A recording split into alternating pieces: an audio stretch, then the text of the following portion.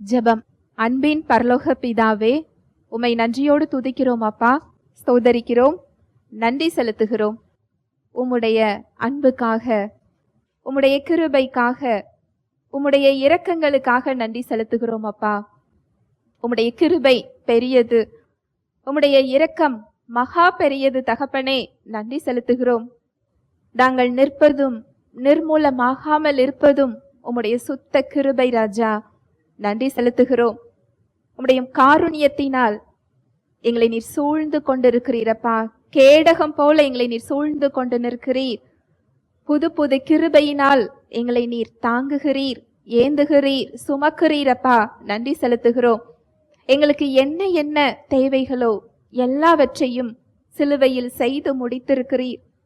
இந்த சத்தியத்திற்கு நேராக எங்களை நீர் வழி நடத்தி கொண்டிருக்கிறீர். சத்திய ஆவியானவரே, வேதத்தின் ரகசியங்களை, மறைபொருட்களை எங்களுக்கு எளிமையாக புரிந்து கொள்ளும் வகையில் எங்களுக்கு கற்றுக் கொடுக்கிறதற்காக நன்றி அப்பா. தடைகளை, மனக்கடினத்தை இயேசுவின் நாமத்தினாலே அப்புறப்படுத்துகிறேன்.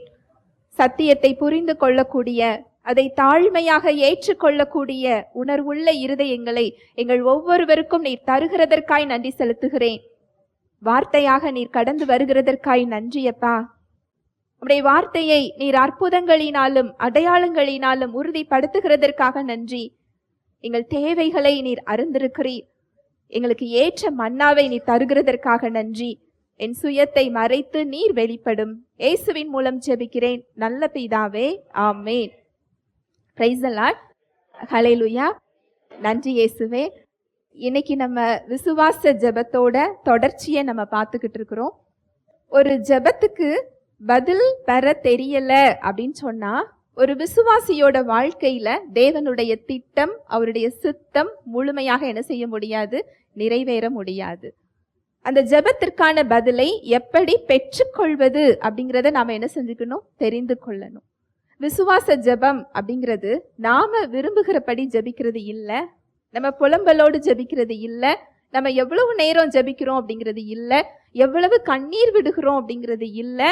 விசுவாச ஜெபம் அப்படிங்கிறது முதல்ல தேவனை மகிமைப்படுத்தி, அவருக்கு நன்றி கூறி, அவருடைய நாமத்தை உயர்த்தி, அவருடைய வல்லமையை புகழ்ந்து பாடி ஜெபத்தை என்ன செய்யணும், ஆரம்பிக்கணும். அந்த வல்லமையை நாம நினைவு கூறும்போது நம்முடைய பிரச்சனை என்ன செய்யும், சிறியதாக தெரிய ஆரம்பிக்கும். ஜெபமானது தேவனுடைய வார்த்தையின் அடிப்படையில் இருக்க வேண்டும். தேவனுடைய வார்த்தை என்ன சொல்லுகிறதோ அதன் அடிப்படையில் என்ன செய்யணும், இருக்கணும்.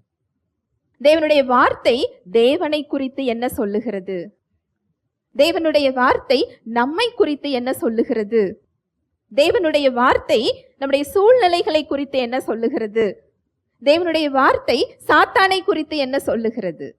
இதன் அடிப்படையில, சத்தியத்தின் அடிப்படையில, புதிய உடன்படிக்கையின் அடிப்படையில ஜெபம் என்ன செய்யணும், இருக்கணும்.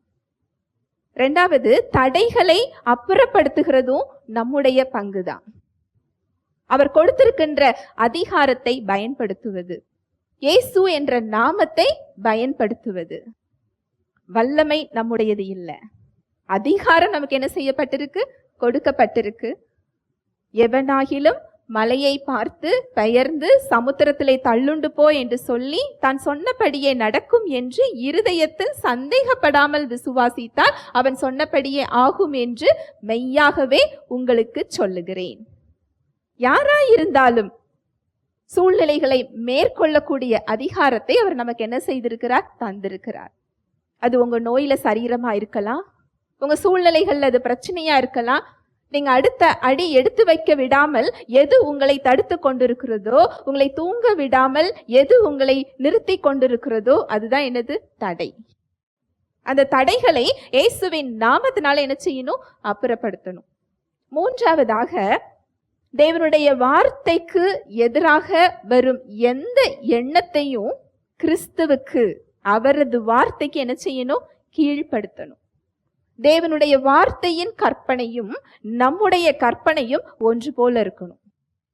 மறுபடி சொல்றேன், தேவனுடைய வார்த்தைக்கு எதிராக வரும் எந்த எண்ணத்தையும் கிறிஸ்துவுக்கு கீழ்ப்படுத்தணும். கிறிஸ்து வேற, அவருடைய வார்த்தை வேற கிடையாது.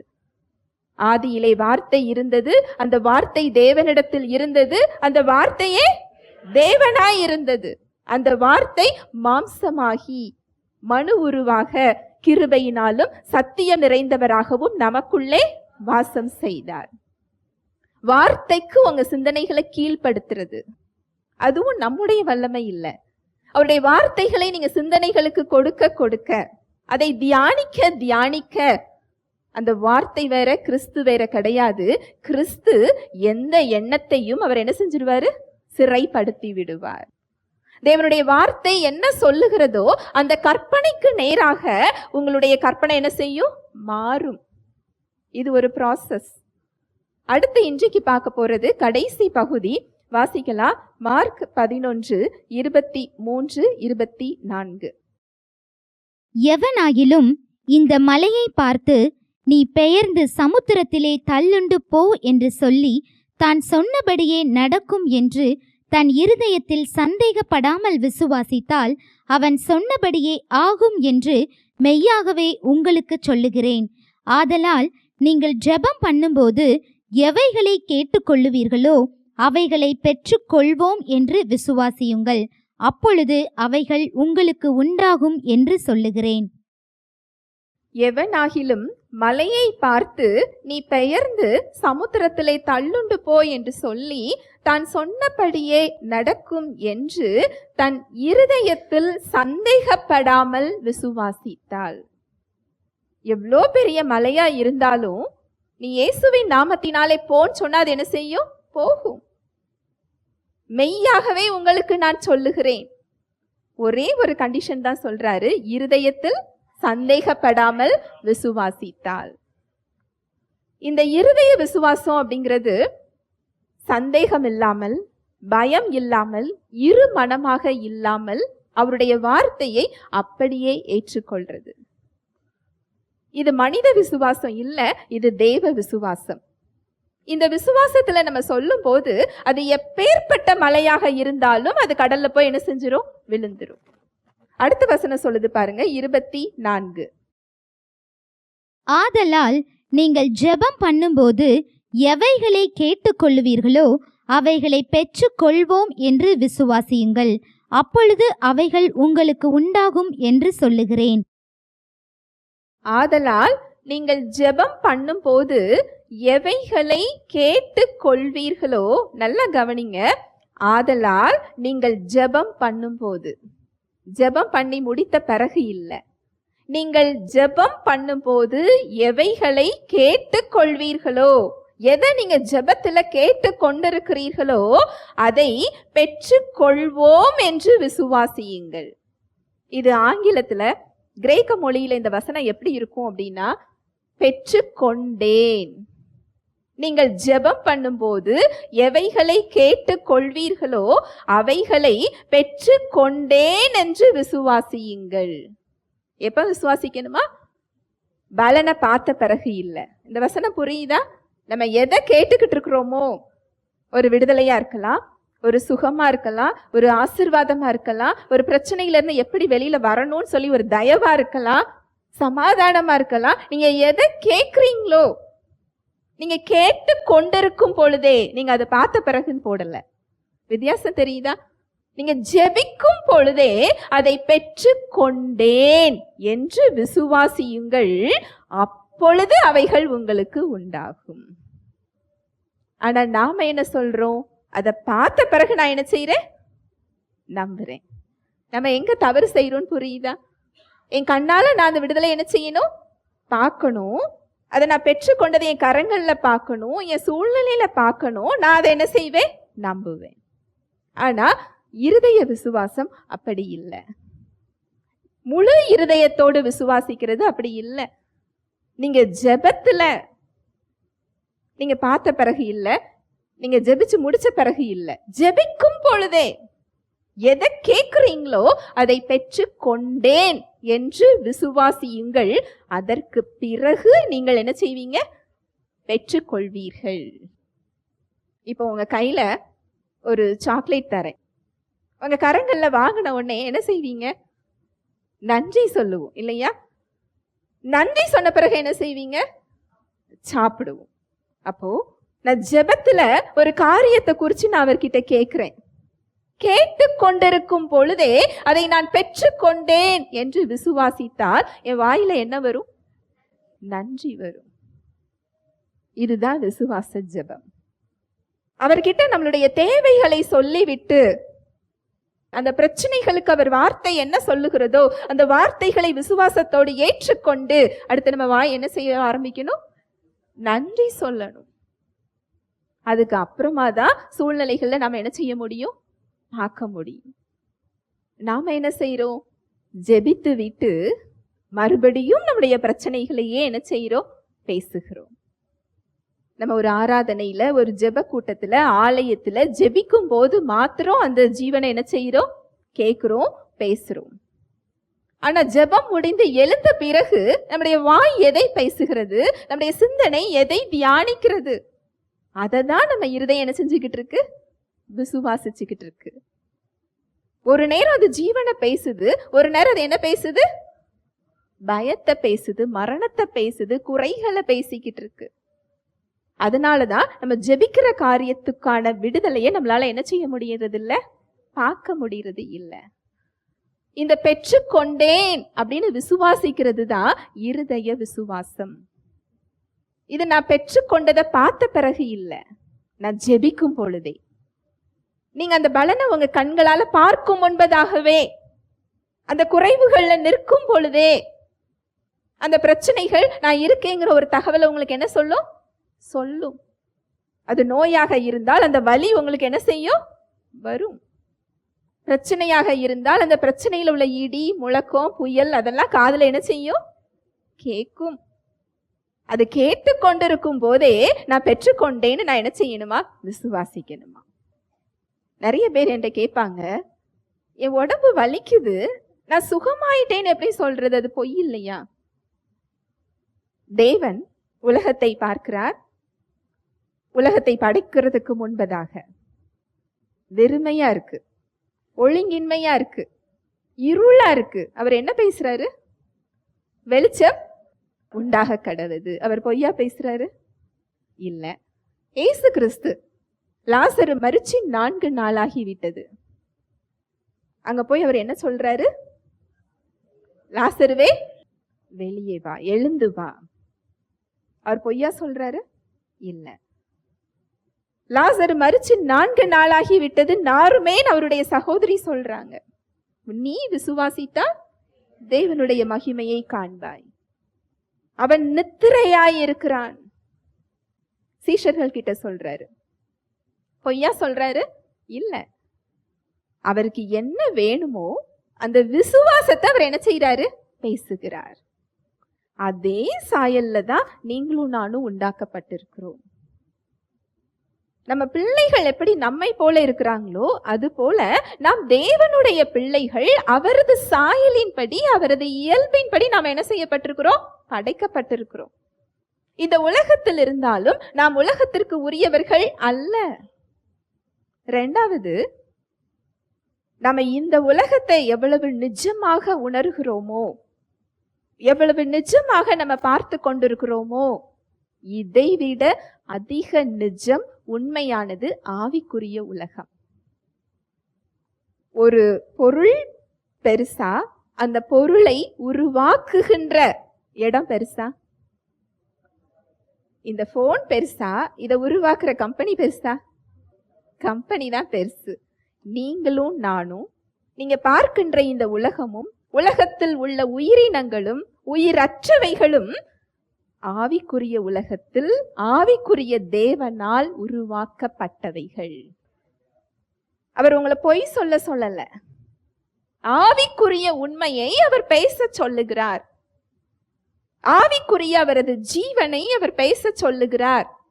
விசுவாசத்தை அவர் பேச சொல்லுகிறார். ஏன்னா தேவன் அப்படிதான் என்ன செய்கிறார்? செயல்படுகிறார். அப்படிதான் அவர் உங்களையும் என்ன செய்திருக்கிறார்? படைத்திருக்கிறார். பெற்றுக்கொண்டேன்னு நீங்க விசுவாசிச்சாலே உங்க வாயில என்னதான் வரணும்? நன்றி தான் வரணும். இதை நம்ம செயல்படுத்தணும்னா நம்ம ஜெபம் எப்படிப்பட்டதா இருக்கும்? நன்றி சொல்ற ஜெபமாக.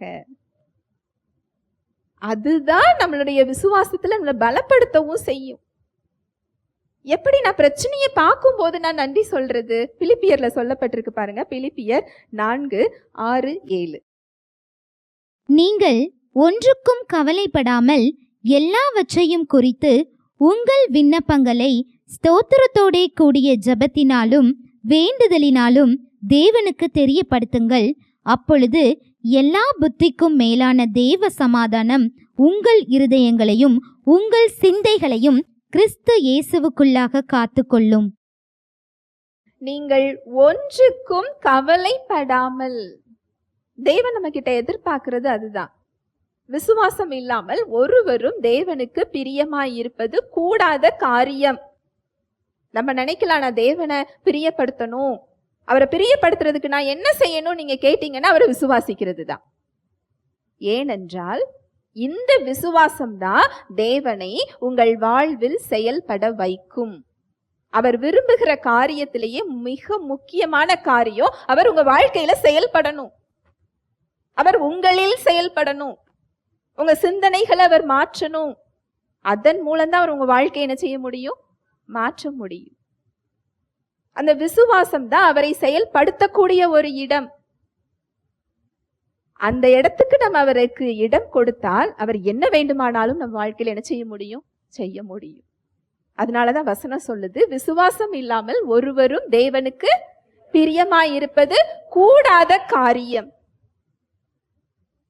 ஒன்றுக்கும் கவலைப்படாமல். ஒரு புதிதாக பிறந்த குழந்தை இருக்கு, எதுக்காவது கவலைப்படுமா? ஏன் கவலைப்படாது? கவலைப்பட தெரியாது. கொஞ்சம் வளர்ந்த குழந்தைய எடுத்துக்கோங்களேன், 1 வயசோ 2 வயசோ, அது கவலைப்படுமா? அதுவும் கவலைப்படாது. ஏன்னா அம்மா பார்த்துக்கொள்வாங்க, அப்பா பார்த்துக்கொள்வாங்க. இதை போல் தேவன் நாம் அவரை சார்ந்து கொள்ள சொல்லுகிறார். நான் இருக்கிறேன், நான் உன்னை பார்த்து கொள்ளுவேன், நான் உனக்கு சகாயராக இருக்கிறேன், நான் உன்னுடனே கூட இருக்கிறேன், உன்னை திக்கற்றவளாக நான் விடேன், நான் உனக்கு கேடகமாய் இருக்கிறேன், உனக்கு பலனாய் இருக்கிறேன், என் நீதியின் வலது கரத்தினால் நான் உன்னை தாங்குகிறேன், நீ திகையாதே, கலங்காதே, நீ போகும் இடமெல்லாம் நான் உன் கூட இருக்கிறேன். நம்ம நினைக்கிறோம் நம்ம நல்லா இருந்தா தேவன் நம்ம கூட இருக்கிறார், நம்ம ஒரு பிரச்சனையில இருக்கும்போது நம்மளை விட்டுட்டு போயிட்டாருன்னு நினைக்கிறோம். இல்லை இல்லை, பிரச்சனைக்கு மத்தியிலையும் அவர் எங்கேயும் போகல, நமக்குள்ளதான் இருக்கிறார். நீங்க அக்கினியில் நடந்தாலும் சரி, கடல் மேல நடந்தாலும் சரி, அவர் உங்களை விட்டு விலகுவதும் இல்லை, உங்களை கைவிடுவதும் இல்லை. உங்க வாழ்க்கையில செயல்பட அவர் காத்து கொண்டிருக்கிறார். அதனாலதான் அவர் சொல்றாரு, நீ ஒன்றுக்கும் கவலைப்படாமல். ஒரு வசனம் போட்டிருக்கு, நம்ம கவலைப்படுகிறதுனால என்ன செய்ய முடியும்? ஒண்ணுமே செய்ய முடியாது. ஒரு முடிய வளர்த்தியில ஒரு அளவு கூட்ட முடியாது, ஒன்னால ஒண்ணு முடியாது. மிக சிறிய காரியம் முதல் உங்களால செய்ய முடியாமல் இருக்க, ஏன் பெரிய காரியத்துக்காக நீங்க கவலைப்படுறீங்க? ஒரு சின்ன விஷயம் கூட நம்மளால என்ன செய்ய முடியாது? செய்ய முடியாது. ஒன்றுக்கும் கவலைப்படாமல். அந்த வசனத்தை வாசிங்க. நீங்கள் ஒன்றுக்கும் கவலைப்படாமல் எல்லாவற்றையும் குறித்து உங்கள் விண்ணப்பங்களை ஸ்தோத்திரத்தோடே கூடிய ஜெபத்தினாலும் வேண்டுதலினாலும் தேவனுக்கு தெரியப்படுத்துங்கள். எல்லாவற்றையும் குறித்து உங்கள் விண்ணப்பங்களை, அது சின்ன விஷயமா இருந்தாலும் சரி, பெரிய விஷயமா இருந்தாலும் சரி, எல்லாவற்றையும் குறித்து உங்கள் விண்ணப்பங்களை ஸ்தோத்திரத்தோடே கூடிய ஜெபத்தினாலும் வேண்டுதலினாலும் தேவனுக்கு தெரியப்படுத்துங்கள். ஸ்தோத்திரத்தோடே எப்படி நம்ம குறைய தேவன்கிட்ட சொல்றது? எனக்கு வலிக்குதுங்கிறத சொல்லணும். எப்படி சொல்றது? எனக்கு குறைவு இருக்கு, நாளைக்கு ஒரு கடன் பிரச்சனை, நாளைக்கு நான் பதில் சொல்லணும், அதை நான் கொடுக்கணும், ஒரு இக்கட்டுல நம்ம நின்று கொண்டிருக்கிறோம், நான் வெளியில வர்றதுக்கு வழியே கிடையாது, எப்படி நான் ஸ்தோத்திரம் செலுத்துறது? ஸ்தோத்திரங்கிறது வேற ஒண்ணும் இல்லை, நன்றி. எப்படி நான் குறைவுகளுக்கு மத்தியில நான் நன்றி சொல்றது? குறைவுகளுக்கு மத்தியில் நாம் தனியாக இல்லை, நம்மை மீட்கிறவர் நம்மோடு கூட இருக்கிறார். அந்த வல்லமையோடும் விருப்பத்தோடும் பலத்தோடும் நமக்குள்ள என்ன செஞ்சுக்கிட்டார்? காத்து கொண்டிருக்கிறார். நான் தனியாக இல்லப்பா, என் கூட நீங்க இருக்கிறீங்க. இதை மீட்கக்கூடிய இரட்சகராக நீங்க என்ன செஞ்சுக்கிட்டு இருக்கிறீங்க. அவர் கேடகமா இருக்கிறாராம். கேடகத்தோட நோக்கம் என்ன தெரியுமா? யுத்த களத்துல எதிரியோட தாக்குதல் நம்ம மேல படாம நம்மை பாதுகாத்து கொள்ளக்கூடிய ஒரு ஆயுதம். நம்முடைய கேடகம் கர்த்தராக இருக்கிறாராம். அவரை தாண்டி எந்த தீங்கு வர முடியும், எந்த சூழ்நிலை மேற்கொள்ள முடியும்? அதனாலதான் அவர் சொல்றாரு, நீ எதை குறிச்சு என்ன செய்யாத, கவலைப்படாத. உன் குறைவுகளை, உன் தேவைகளை, உன் வேண்டுதல்களை நீ ஸ்தோத்திரத்தோட சொல்லு. அதுதான் விசுவாசம். நான் இப்படி இருக்கிறேனே, என் குறைவுகள் உங்களுக்கு தெரியலையா? நான் படுற கஷ்டம் உங்களுக்கு புரியலையா? இல்ல, உங்களை காட்டிலும் அவர் உங்கள் தேவைகளை என்ன செஞ்சிருக்கிறார், அறிந்திருக்கிறார். உங்களை காட்டிலும் உங்களது சூழ்நிலைகள் அவருக்கு மிக நன்றாக தெரியும். எந்த இக்கட்டுல நின்று கொண்டிருக்கிறீங்கிறது நீங்க வேணா அதிகமா புரியாம இருக்கலாம், அவருக்கு என்ன செய்யும் தெரியும். அப்படி செய்யும் பொழுது எல்லா புத்திக்கும் மேலான, அப்படின்னா நம்ம புத்தியால புரிஞ்சு கொள்ளவே முடியாது. பிரச்சனை அப்படியேதான் இருக்கு, சூழ்நிலை அப்படியேதான் இருக்கு. ஆனா தேவ சமாதானம் நம்ம சிந்தனை என்ன செய்யுமா, ஆண்டு கொள்ளும். அதற்கு அப்புறமா தான் பலனை என்ன செய்ய முடியும், பார்க்க முடியும். நம்ம பலன் பெற்றுக்கொள்ற விதம் அதுதான். இந்த சமாதானத்துக்குள்ள உங்களை வழி நடத்ததா அவர் ஸ்தோத்திரத்தோடு சொல்றார். நம்ம புலம்பலோடு சொன்னோம்னு சொன்னா இந்த சமாதானம் என்ன செய்யாது, வெளிப்படாது. புலம்பலோடும் கண்ணீரோடும் அழுகையோடும் பயத்தோடும் சொல்லும் போது பிரச்சனை பெருசா தெரியும், தேவன் சிறிதாக தெரிவார். நீங்க அவருடைய வல்லமையோடும் அவருடைய மகிமைப்படுத்தி அவருடைய வசனத்தோடு அவருடைய பராக்கிரமத்தோடு நீங்க அந்த இடத்துல நீங்க ஜீவனை பேசி பாருங்க, நம்ம பிரச்சனை எப்படி தெரியும், சிறுசா தெரியும். நீங்க ஜீவனை பேச பேச பேச விசுவாசம் உங்களுக்குள் பெருக ஆரம்பிக்கும். நீங்க வாயை திறந்து பேசும்போதுதான் இதை என்ன செய்யும், பெருகும். ஹல்லேலூயா, பிரைஸ் தி லார்ட். அப்போ நான் பெற்றுக்கொண்டேன்னு நான் விசுவாசிக்கிறது தான் இருதய விசுவாசம். இந்த இருதய விசுவாசம் நன்றி சொல்லும். பிரச்சனைகளுக்கு மத்தியில, குறைவுகளுக்கு மத்தியில, தேவைகளுக்கு மத்தியில அது என்ன சொல்லும், நன்றி சொல்லும். அடுத்து இந்த முழு இருதய விசுவாசம், பெற்றுக்கொண்டேங்கிற விசுவாசம் வெறும் வார்த்தை அல்ல, அது ஒரு செயல். பெற்றுக்கொண்டேன் என்ற விசுவாசம், முழு இருதயத்தோடு விசுவாசிக்கிறது வெறும் வார்த்தை அல்ல, அது ஒரு செயல். ஒரு பெரிய 2 தேவ மனிதர்கள், 2 பேருமே வெற்றிகரமாக தேவனுடைய ஊழியத்தை செய்து முடிச்சவங்க. சுகமாக்கும் ஊழியம், ஹீலிங் மினிஸ்ட்ரி செஞ்சவங்க. 20க்கு மேற்பட்ட மரித்தோரை உயிரோடு எழுப்பின ஒரு வல்லமையுள்ள ஊழியக்காரர்கள். அவங்க கிட்ட ஃபெய்த், விசுவாசம்னா என்னன்னு கேட்கும்போது, ஃபெய்த் இஸ் an act. விசுவாசம்னா என்னது, ஒரு செயல். அது வெறுமனே நான் விசுவாசிக்கிறேன்னு சொல்றது இல்லை. விசுவாசம் என்பது ஒரு செயல்.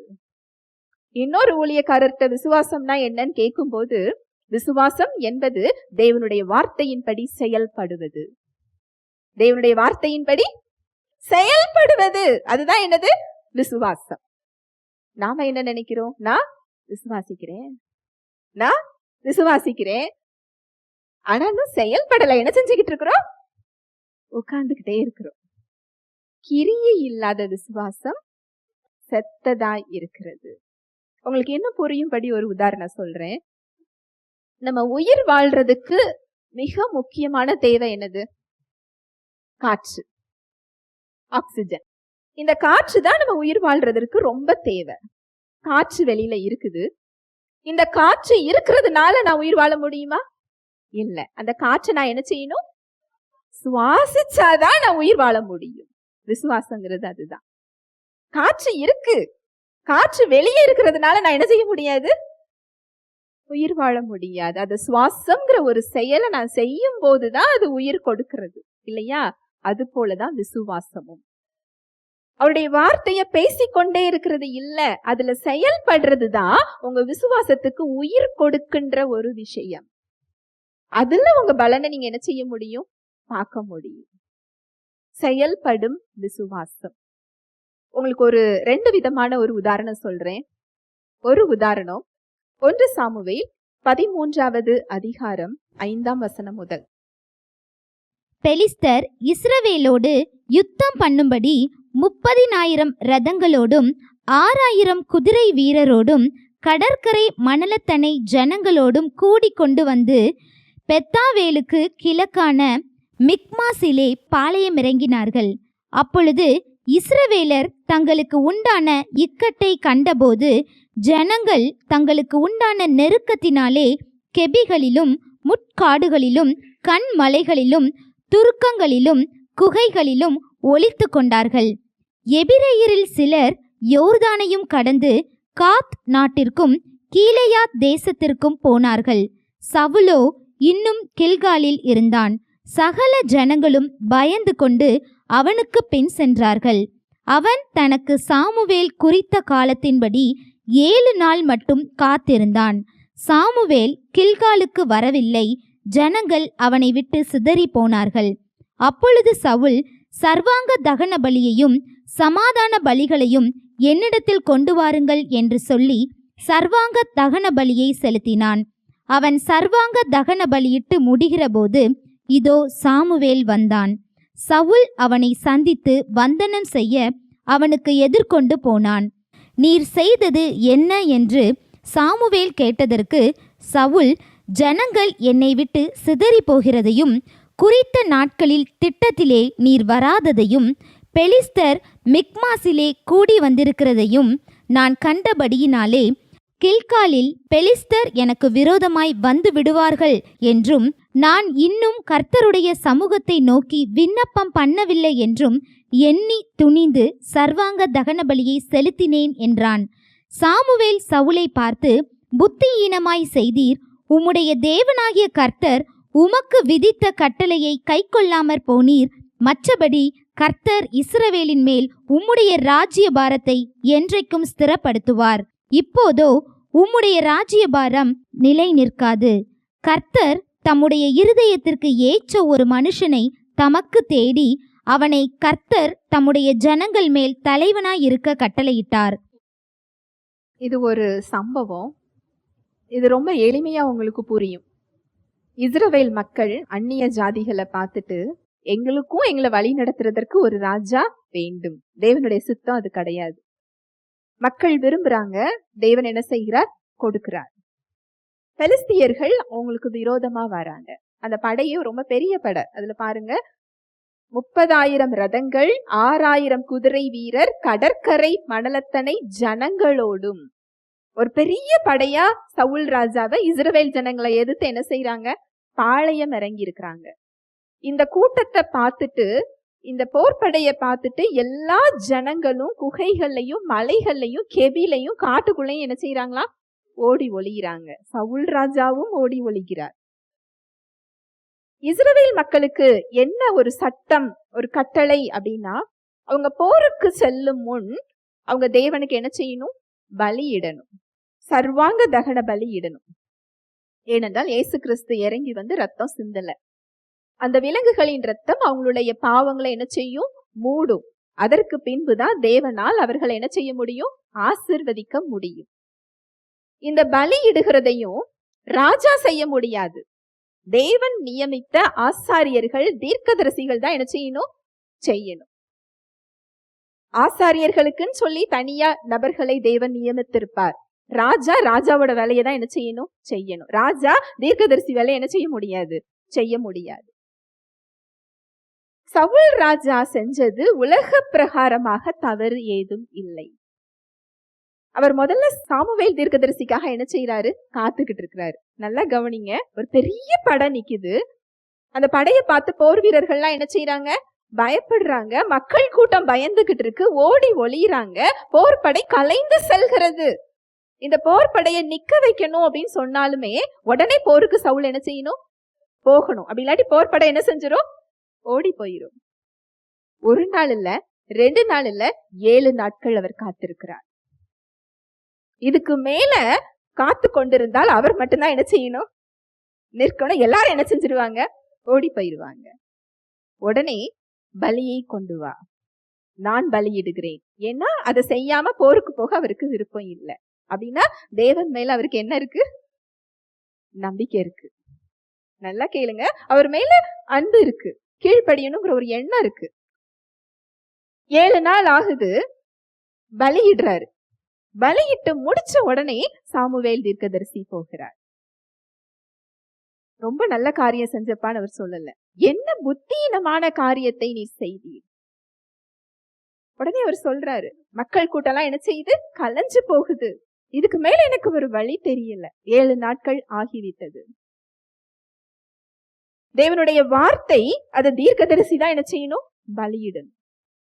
7 நாள் இல்ல, 70 நாள் ஆனாலும் சவுல் ராஜா காத்து கொண்டிருந்தால் நிலைமை வேற மாதிரி ஆயிருக்கும். அங்க யுத்தம் செய்ய வேண்டிய சூழ்நிலையே என்ன செஞ்சிருக்காது? இருந்திருக்காது.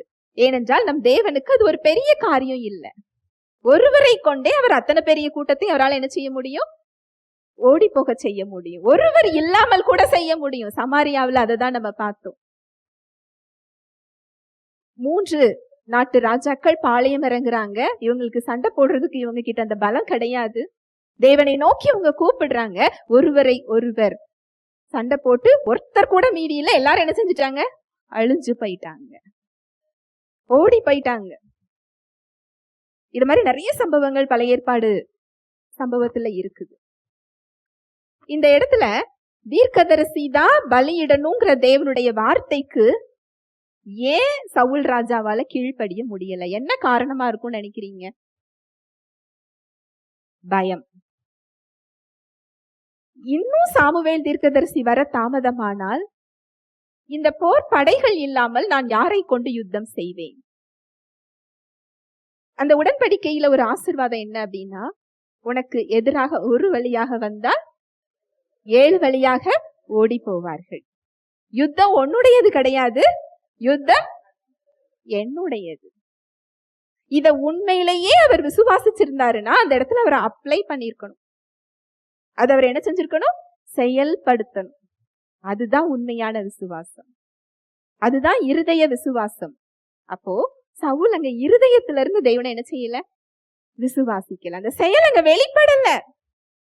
எப்பேற்பட்ட யுத்தமா இருந்தாலும், எப்பேற்பட்ட ஒரு சூழ்நிலையா இருந்தாலும் அவருடைய வார்த்தை என்ன சொல்லுதோ அதன்படி செயல்படுறதுக்கு அவர் மேல நம்பிக்கை இல்லை.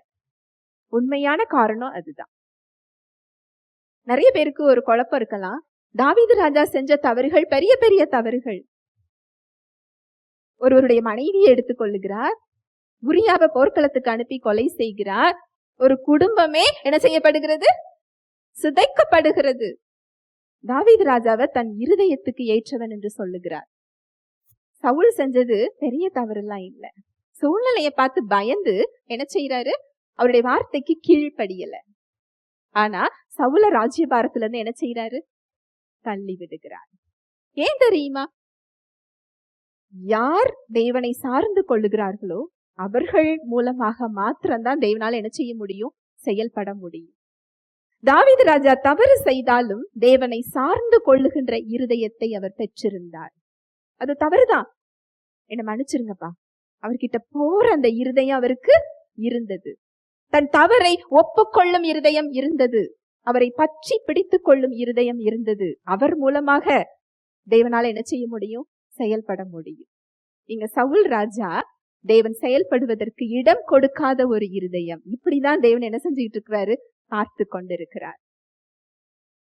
உண்மையிலேயே இங்க சவுல் ராஜா விசுவாசிச்சிருந்தாருன்னு சொன்னா சாமுவேல் தீர்க்கதரிசி வருகிறதற்கு எத்தனை நாள் ஆனாலும் அவர் என்ன செஞ்சிருப்பார்? காத்துக்கிட்டு இருப்பார். ஏன்னா யுத்தம் நான் செய்ய போறது இல்ல, யுத்தம் யார் செய்ய போறா? கர்த்தர் செய்வார். அந்த விசுவாசம் இல்லாததுனால அங்க அவர் அதுல என்ன செய்யல? செயல்படல. தன்னோட சொந்த புத்தியை அவர் அங்க பயன்படுத்துறார். இதை நீங்க உங்க வாழ்க்கையில நீங்க ஒப்பிட்டு பாருங்களேன். நம்ம எந்த இடத்துல எல்லாம் நம்ம விசுவாசத்துல செயல்படாம நம்ம பேரளவுல சொல்லி கொண்டிருக்கிறோங்கிறது நமக்கு தெரியும். அவருடைய வார்த்தை நமக்கும் கொடுக்கப்பட்டிருக்கு. உங்க சூழ்நிலைகளுக்கு ஒரு வார்த்தை கொடுக்கப்பட்டிருக்கிறது. உங்க சுகத்துக்கு ஒரு வார்த்தை கொடுக்கப்பட்டிருக்கிறது. உங்க பிரச்சனைகளுக்கு ஒரு வார்த்தை கொடுக்கப்பட்டிருக்கிறது. நீங்கள் தேவனால் உண்டாயிருக்கிறீர்கள். தேவனால் பிறப்பதெல்லாம் உலகத்தை ஜெயிக்கும். நம்முடைய விசுவாசமே உலகத்தை ஜெயிக்கின்ற ஜெயம்.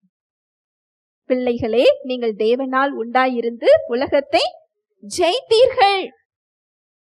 அவர் உங்களை விசாரிக்கிறவரானபடியினால் உங்கள் கவலைகளை எல்லாம் அவர் மேல் வைத்து விடுங்கள்.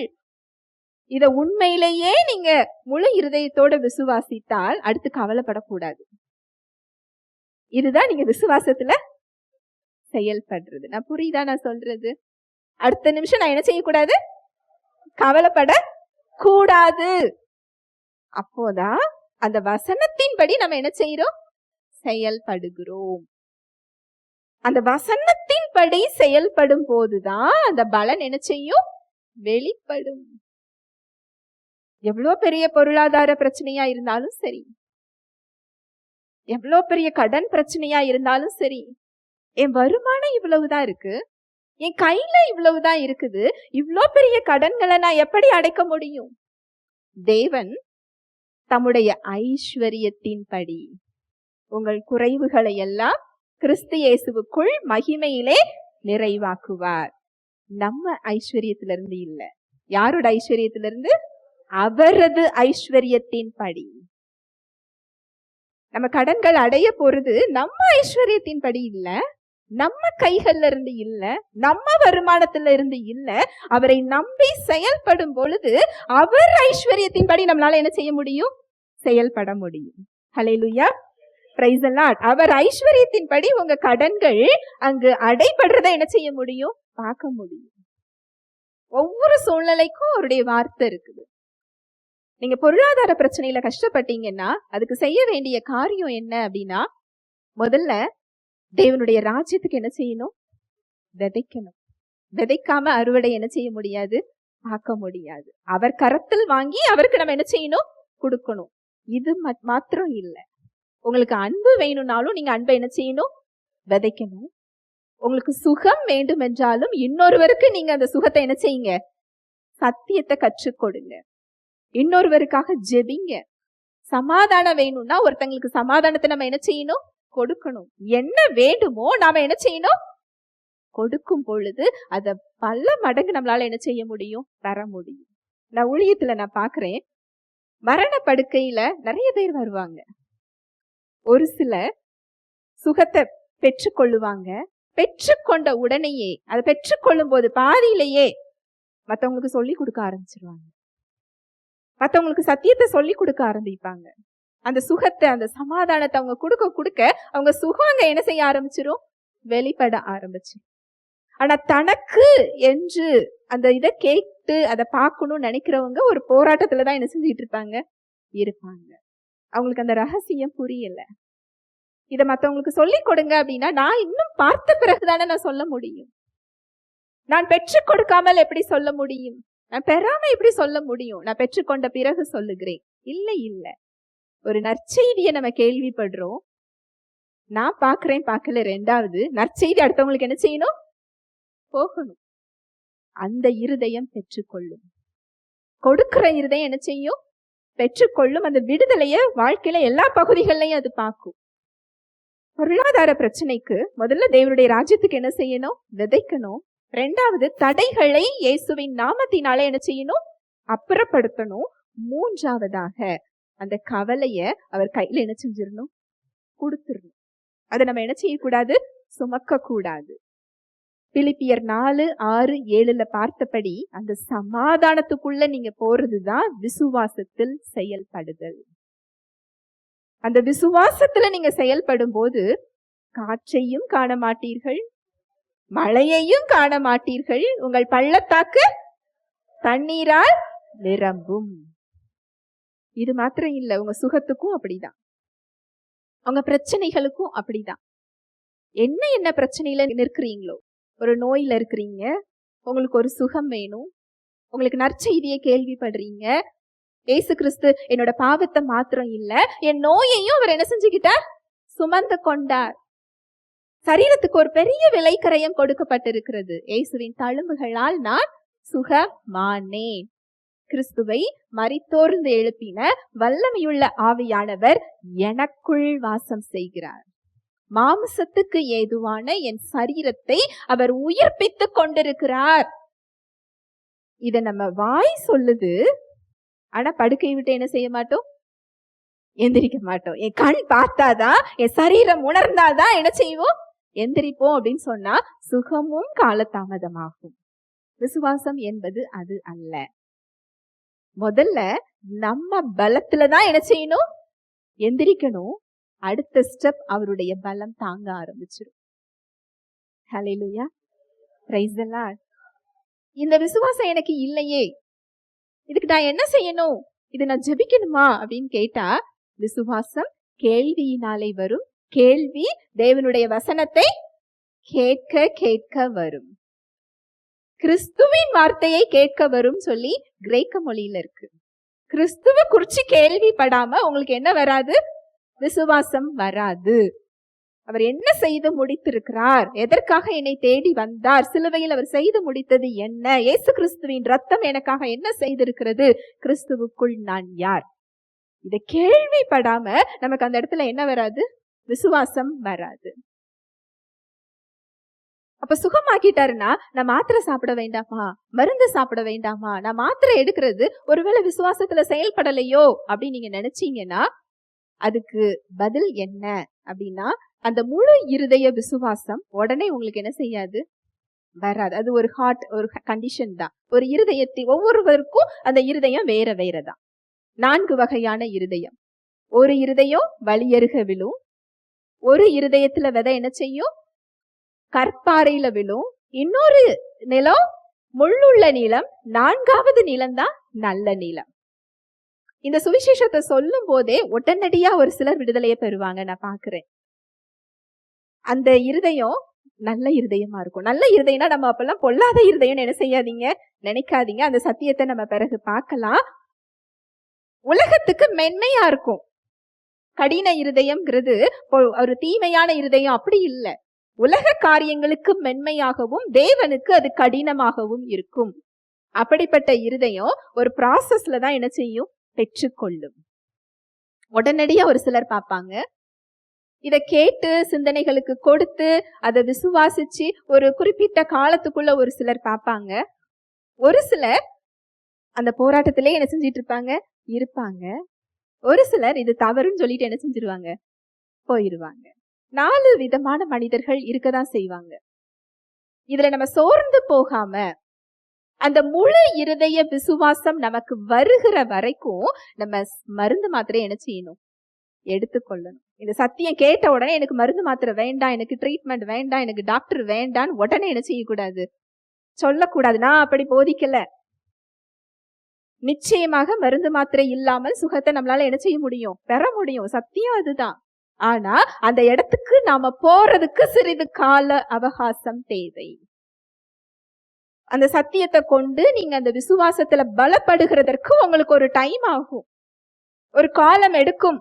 அது வரைக்கும் உங்களுக்கு மருந்து தேவை. ஏனென்றால் நோய் நிஜம், அது பொய் கிடையாது. விசுவாசம் இல்லாமல் நீங்க மருந்த விட்டீங்க அப்படின்னு சொன்னா நோய் என்ன செய்யும்? மேற்கொள்ளும். அதனால மருந்து மாத்திரையை சாப்பிடுங்க, ஆனா நம்பிக்கையை எதுல வைக்காதீங்க? மருந்து மாத்திரையில இல்ல, தேவனுடைய வார்த்தையின் மீது. இயேசுவின் ரத்தமாக அதை ஆசீர்வதிச்சு நீங்க மருந்து மாத்திரையை உட்கொள்ளுங்க. அதை விட அதிகமாக, எப்படி ஒரு நேரத்துக்கு மாத்திரை போடுறோம் இல்லையா, அது போல அவருடைய வார்த்தையை அதிகமாக தியானியுங்கள். சத்தியத்தை அதிகமாக தியானியுங்கள். அதை உங்க சிந்தனைக்கு கொடுங்க. அந்த சத்தியத்தை பேசுங்க. அந்த டோஸை நீங்க அதிகமாக்க ஒரு காலகட்டத்துல உங்களுக்கு மருந்து மாத்திரை என்ன செய்யாது? தேவைப்படாது. ஹல்லேலூயா, பிரைஸ் தி லார்ட். அப்போ இயேசுவின் தழும்புகளால் நான் சுகமானேன் அப்படின்னா நான் படுக்கையில படுக்க கூடாது. என்ன செய்யணும்? எழுந்து நடக்கணும். ஒரு தெய்வ மனிதன், நான் இந்த சாட்சி அடிக்கடி சொல்லியிருப்பேன், ஏன்னா அது என்ன அதிகமா ஊக்குவித்த ஒரு சாட்சி. 5 விதமான நோய்களால் டாக்டர்களால கைவிடப்பட்ட ஒருவர். சிறுவராக இருக்கும் பொழுது டாக்டர் எல்லாம் கைவிட்டுட்டு போயிட்டாங்க. இந்த மார்க் 11, 23, 24 வாசிக்கிறாரு. இயேசுவின் தழும்புகளால் சுகமானீர்கள்ங்கிறத வாசிக்கிறாரு. அவருக்கு அதுக்கு அர்த்தம் என்ன செய்யல, புரியல. அவர் சர்ச்சு பாஸ்டரை கூப்பிடுறாரு, இந்த வசனத்துக்கு எனக்கு அர்த்தம் தேவை சொல்லித்தாங்க. அவருக்கு வார்த்தைகளை சரளமா பேச வராது, கொஞ்சம் திக்கி திக்கி பேசுவார். ஒரு வார்த்தை சொல்லி முடிக்கிறதுக்கே 10 நிமிஷம் ஆகும்.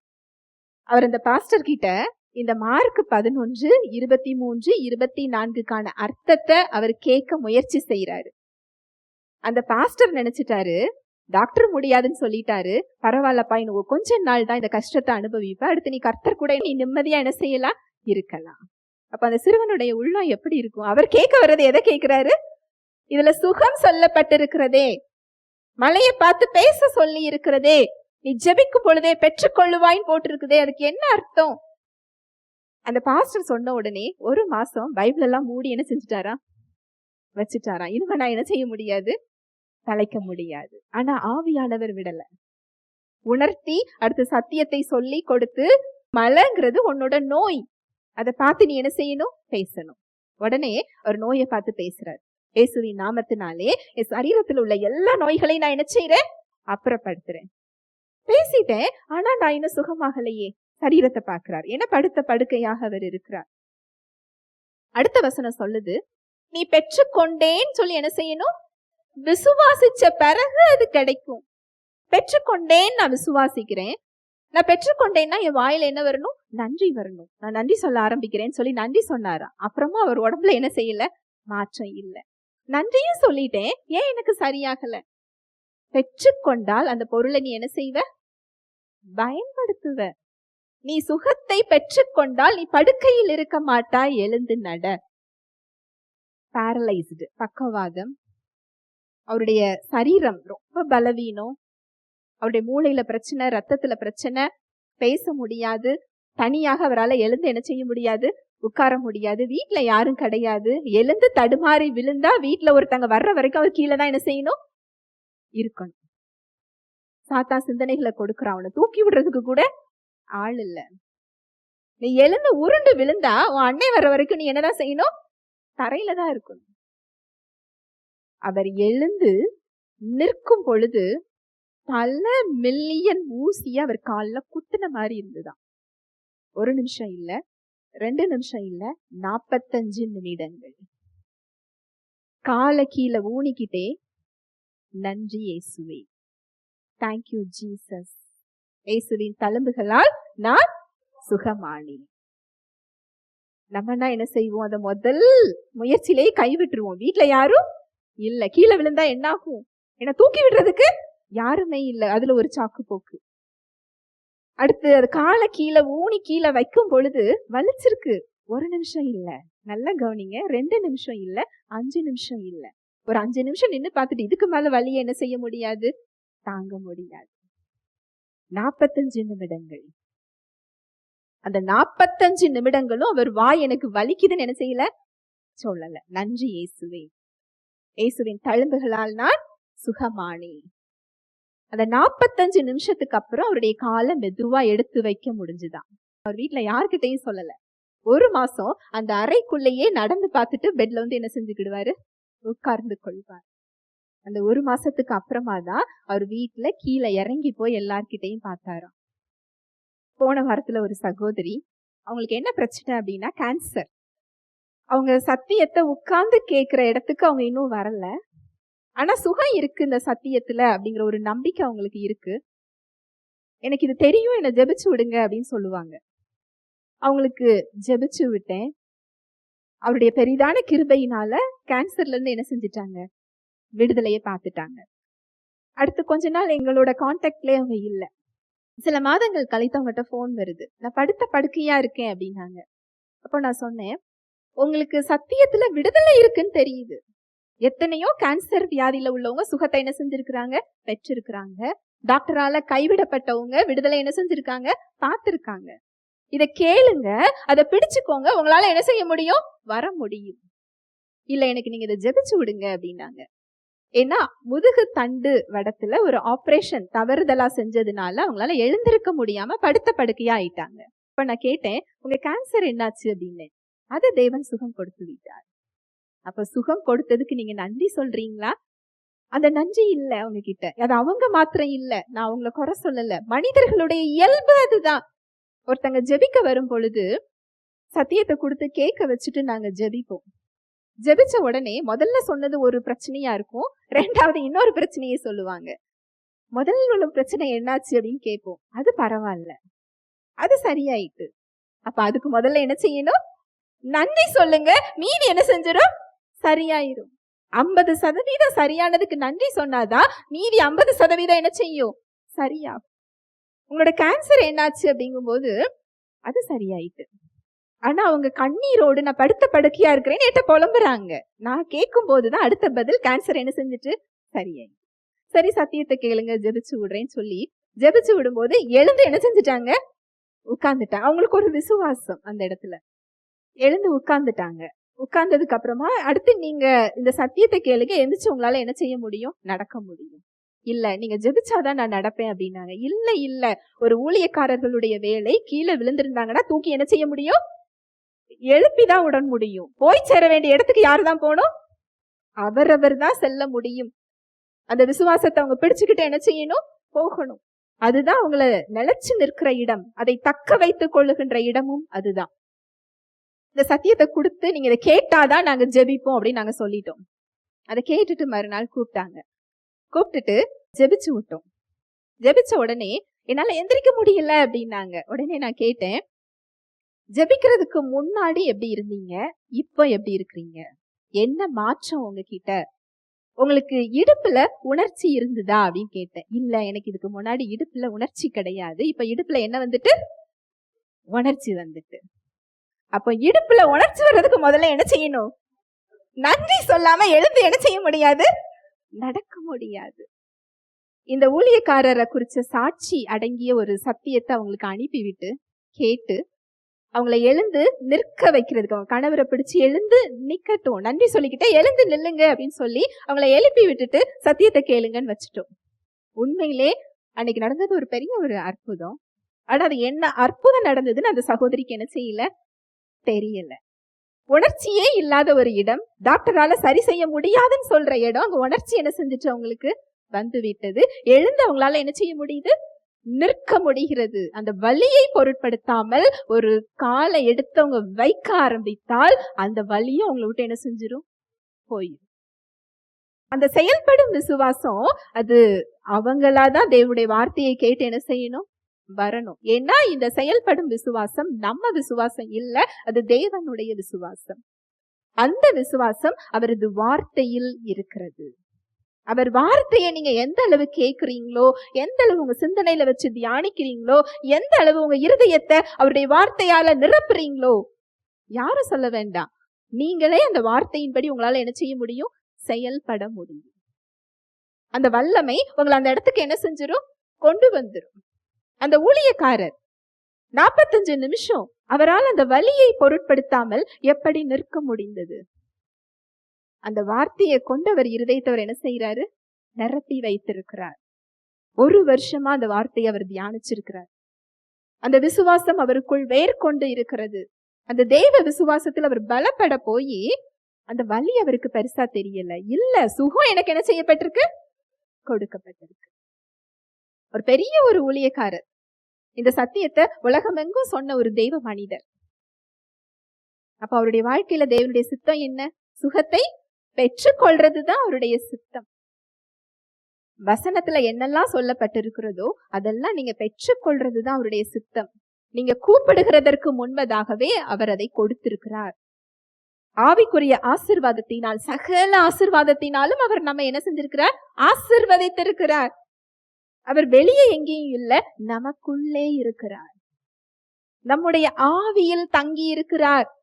அவர் நம்மை விட்டு விலகுவதும் இல்லை, நம்மை கைவிடுவதும் இல்லை. ஒரு ஸ்கூலுக்கு பிள்ளைய கூப்பிட போறோம். பிள்ளைய பார்த்த உடனே நாம செய்யற செயல் என்ன? பேக வாங்கி தோல்ல போடுவோம். ஏன்? அந்த பேக் அந்த குழந்தை என்ன செஞ்சுக்கிடாது? சமக்கும். ஆனா கஷ்டப்பட்டு சமக்கும். அது கஷ்டப்படுறத நம்மளால என்ன செய்ய முடியாது? பார்க்க முடியாது. பொல்லாதவர்களாகிய நாம் நம் பிள்ளைகளுக்கு நல்ல ஈவுகளை கொடுக்க அறிந்திருக்கும் போது நம்மை விட்டு விலகாமல், நம்மை கைவிடாமல், நமக்குள்ளே இருக்கிறவர் நம்ம சுமக்கின்ற சுமைகளை அவர் பார்த்து ரசிச்சுக்கிட்டா இருப்பாரு. சந்தோஷமாகவா இருப்பாரு? ஏன் அதை சுமக்கிற? நீ சுமக்க கூடாது என்பதற்காக நான் அதை சுமந்து முடித்து விட்டேன். நீ சுமந்தது போதும். என்னிடத்தில் வா, நான் உனக்கு இளைப்பாறுதல் தருகிறேன். அவர்கிட்ட போறதுங்கிறது அவர் வார்த்தை கிட்ட போறது. உங்க பாரங்களை இறக்கி வைக்கிறது, அதுதான் நீங்க விசுவாசத்தில் செயல்படுறது. உங்க பாரங்களை இறக்கி வச்சுட்டு அந்த சமாதானத்துக்குள்ள போறது. உங்களுக்கு சாத்தான் சந்தேகத்தை கொடுக்கலாம். உன் பிரச்சனை பெருசு பெருசா இருக்கு, அது மேல உனக்கு கொஞ்சமாவது அக்கறை இருக்குதா? அதை கொஞ்சமாவது நீ யோசிச்சு பாக்குறியா? நீ பேசாம வார்த்தையை கேட்கறது, தியானிக்கிறது, பேசுறது, அப்போ பிரச்சனையை யாரு பாப்பா? நீ சும்மா இருக்கிறியே. உங்க உறவினர்கள் கேட்கலாம், உறவுகள் கேட்கலாம், நண்பர்கள் கேட்கலாம், சுத்தி இருக்கிறவங்க கேட்கலாம். இல்ல இல்ல, நீங்க சும்மா இல்ல, ஆவியில் செயல்பட்டு கொண்டிருக்கிறீங்க. நீங்க தரிசிச்சு நடவாமல் விசுவாசத்தில் நடக்கிறீர்கள். தேவனை யுத்தம் செய்ய இடம் கொடுக்கிறீர்கள். தேவன் செயல்பட ஒத்துழைத்து கொண்டிருக்கிறீர்கள். நீங்க செயல்படுறத காட்டிலையும் அவர் செயல்படுறது பெரிதாக இருக்கும், அது சிறந்ததாக இருக்கும். அவருடைய சிறந்ததை நீங்க அந்த இடத்துல பெற்றுக்கொள்ள முடியும். உலகத்தோடு ஒத்த ஒரு அனுபவம் இல்ல, உலகத்துல இருந்து பிரித்தெடுக்கப்பட்ட ஒரு அனுபவம் தான். எல்லாரும் ஓடுறாங்களே, நான் ஓடாம இருக்கிறேனே, பயப்படாதீங்க. உலகத்தோடு ஒத்த வாழ்வு நமக்கு இல்ல. எல்லாரும் ஓடலாம், நான் ஓடணும்னு தேவை கிடையாது. எல்லாரும் சுமக்கலாம், நான் சுமக்கணும்னு தேவை கிடையாது.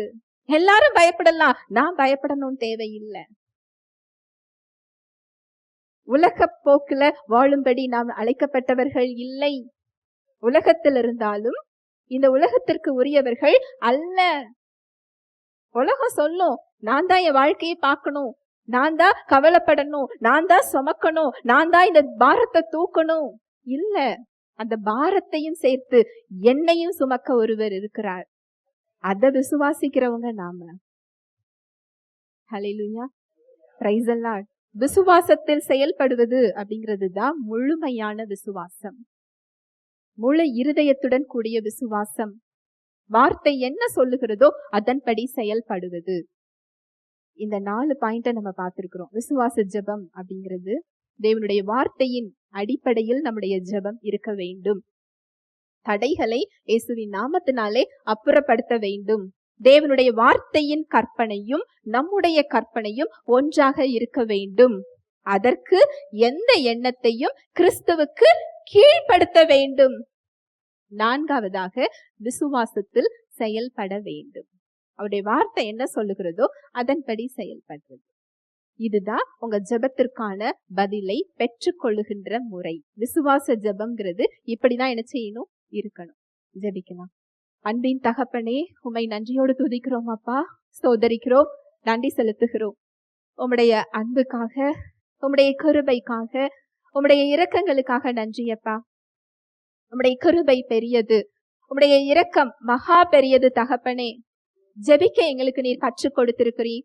எப்படி விசுவாசத்தோடு நாங்கள் ஜெபிப்பது, உம்முடைய வார்த்தையின் அடிப்படையில் அதிகாரத்தோடு கூடிய ஜெபம், உம்முடைய வார்த்தையின் அடிப்படையில் எங்கள் கற்பனைகளை மாற்றுவது, எந்த எண்ணங்களையும் கிறிஸ்துவுக்குள் கீழ்ப்படுத்துவது, விசுவாசத்தில் செயல்படுவது என்று எங்களுக்கு கற்றுக் கொடுத்திருக்கிறீரப்பா. நாங்கள் மாற வேண்டிய இடங்களை சுட்டி காண்பித்திருக்கிறீர். எங்களை முழுமையாக நாங்கள் அர்ப்பணிக்கிறோம், தாழ்த்துகிறோம், உடைய கரங்களில் ஒப்பு கொடுக்கிறோம். எங்கள் பாரங்களை எல்லாம் உம்முடைய பாதத்தில் இறக்கி வைக்கிறோம். நீர் எங்களை விசாரிக்கிறவராக இருக்கிறீரப்பா. எங்கள் கவலைகளை அறிந்தவராக இருக்கிறீர். எங்கள் சகாயராக இருக்கிறீர். எங்கள் தேவைகளை சந்திக்கிறவராக இருக்கிறீர். எங்களை கைவிடாத எங்கள் நேசராக நீர் இருக்கிறீர். ஆபத்து காலத்தில் எங்கள் அரணாக, இக்கட்டு நேரத்தில் எங்களுக்கு உதவி செய்பவராக இருக்கிறீரப்பா. நன்றி செலுத்துகிறோம் ராஜா. வந்திருக்கிற ஒவ்வொருவரையும் உடைய கரத்தில் தருகிறேன். என்ன தேவையில வந்தாங்களோ அவங்களுக்கு ஏற்ற மன்னாவை நீர் கொடுத்ததற்காக நன்றி. அவர்களோடு பேசியதற்காக நன்றி. அவங்க வாழ்க்கையில சரீரத்துல உள்ள தடைகள், பாவ கட்டுகள், சாப கட்டுகள், நோயின் கட்டுகள் எல்லாவற்றையும் இயேசுவின் நாமத்தினாலே அப்புறப்படுத்துகிறேன். சிலுவையில் நீர் கொடுத்த தெய்வ சுகத்தை, தெய்வ ஆசீர்வாதத்தை, தெய்வ சமாதானத்தை இயேசுவின் நாமத்தினாலே கட்டவிழ்கிறேன். தெய்வ சுகம், தெய்வ சமாதானம், தெய்வ அன்பு அவர்களது சிந்தனைகளையும் இருதயத்தையும் கிறிஸ்து இயேசுவுக்குள்ளாய் காத்து கொள்ளட்டும். அவங்க கையின் பிரயாசங்கள் ஆசீர்வதிக்கப்பட்டதற்காக நன்றி. அவங்க தேவைகள் சந்திக்கப்பட்டதற்காக நன்றி. வாழ்நாள் எல்லாம் நன்மையும் கிருபையும் பின்தொடர்கிறதற்காக நன்றி அப்பா. தடைகளை நீக்கி போடுகிற ஜெய கிறிஸ்து முன் செல்கிறதற்காக நன்றி. அவங்க சார்பில் நீர் செயலாற்றுகிறதற்காக நன்றி. உடைய கேடகத்தினால் அவர்களை நீர் மறைத்துக் கொள்ளுகிறதற்காக நன்றி அப்பா. இயேசுவின் நாமத்தினாலே ஒவ்வொருவரையும் ஆசீர்வதிக்கிறேன். இயேசுவின் மூலம் ஜெபிக்கிறேன் நல்ல பிதாவே, ஆமென்.